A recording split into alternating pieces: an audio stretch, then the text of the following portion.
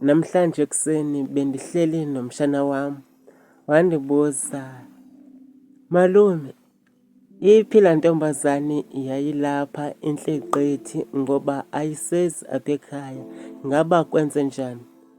Ngoba ngephezolo ndiye ndabona enye futhi ilapha, kodwa eyaze intle gqithi zeyikhuthele ayisezi lapha ekhaya, ingaba kwenze njani? Futhi nelinye izolo bekuze enye intombazana apha, kodwa yona eya ikhuthele nyani ayizi, ingaba kwenze njani? And nanamhlanje ekuseni usandukukhapha enye intombazane, kodwa eya iyodwa ekhuthele nyani ayizi lapha ekhaya, kwenze njani? Ngoba nalapha ekhaya eyantombazane iyathandwa ngoba akukho nto ingayenziyo. Ndithi iyapheka, iyakwazi nokuhlamba izitya, iyasinda. Kuwonke la mantombazane umane uwatshintshanisa nayo, akenzi nenye into. Ukuba lele nje apha endlini yakho azibukelela i-TV, imini iyashona. Kodwa wena ubhizi ucishana necala lapho, uyaklina, wenza yonke into. Wena hleli pha endlini yakho wabukela i-TV. Malume, iphi laa ntombazana yakho intle nyani mana izasebenza apha ekhaya isiphekele ukutya okumnandi? Ndathi xa ndimphendula umshana wam, laa mntwana ndiyeva xa usithi mhle kakhulu futhi ukhuthele, uyathandwa apha ekhaya futhi nam ndiyamthanda. Qha enye into endingayithandiyo phaa kuye, uhambele esikhwameni sam semali. Umbona nje ezikhuthalisa mtshana wam, ufuna imali kuphela, ngoba njalo xa iphinda xa isuka apha egoduka ayandikalela athi yena angeke ahambe nge-30 rand. Athi futhi ndinamabhizinisi, ndingazi ukuba ngamabhizinisi wani anga andixelela ngawo, okanye utsho laa nto ndiyenza phaa, eyaa nto kuvuka kushone nje kungene i-15 rand ngosuku. Malume, kodwa le nto uyithethayo ayifani neyaa ntombazana. Laa ntombazana ayinakanga mali yakho. Uyawabona ngumane uwafakafaka apha endlini yakho njalo, ngoba xa ndifika phaya atya iyogathi, atya izinto ezimnandi. Le mali uthenga ngayo ezi zinto iphuma phi? Ayiphumi kwelaa shophu yakho?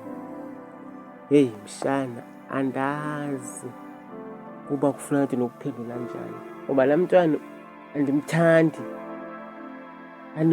laa mntwana. Niyamthanda nina kodwa mna andimthandi.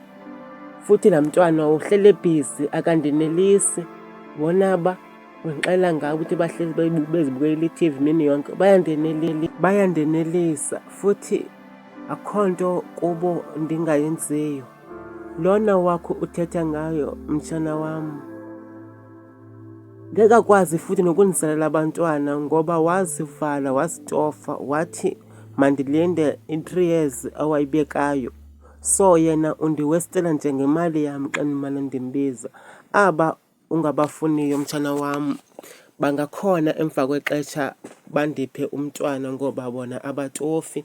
Kungcono wondle ihashe elizokwenzela okuhle, uligibele ekugqibeleni lukuse apho ufuna khona. Kuzoba nini mshana wam ndikhuphana nemali ndinikana nomntu ongazondenzela nto ekugqibeleni, ongazondipha mntwana? Yabona aba ndimane ndibatshintshanisa, ndiyazi kukhona endikuthembayo ekugqibeleni. Kungani mshana? Hayi, kodwa malume indlela othetha ngayo hayi inzima kakhulu, ngoba laa mntwana unomntwana omncinci. Kufuneka kaloku qala kujonge uba ungumntu onjani phambi kokuba akunike umntwana. Malume, ndicela ufokhase kulaa ntombazana ikhutheleyo. Uyabona iyathandwa apha ekhaya, imali yakho ungayibona futhi uthenge izinto ezinengqondo, ngoba laa ntombazana iza xa uyibiza ayizizeli njenganga aze ethivini angazanga kuwe. So malume, ndiyakucebisa, ndicela ufokhase kwishere eyi-1, uyeke le nto uyenzayo. Hayi, ndiyakuva mshana, ndizophinde ndokubona ibali elilandelayo. Senguluyolo the poet.